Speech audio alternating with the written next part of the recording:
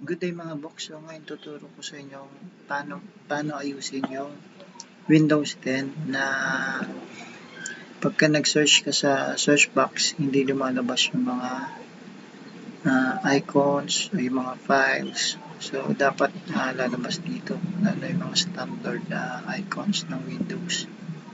So usually nangyayari ito sa mga Windows na naka-connect sa server or member siya ng domain or tinatawag na domain controller. Okay, so ayan, even dito sa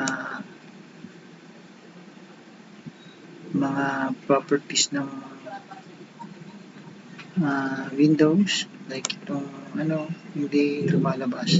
Okay, so kala nyo sira yung Windows nyo.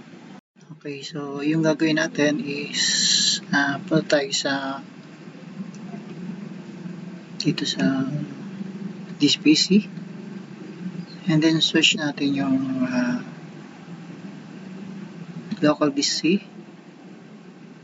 and then sa users.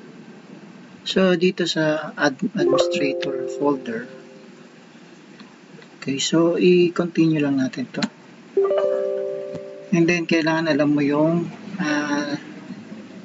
login account ng administrator ng server. Okay, so para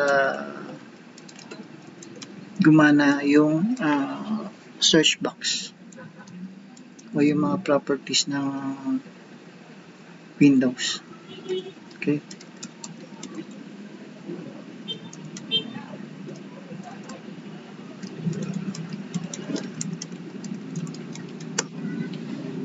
so ayan.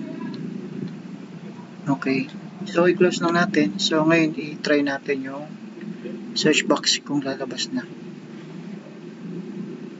Okay, so ayan, papansin nyo gumana na yung mga icons. So nakikita na natin yung mga icons, yung mga files, mga folders.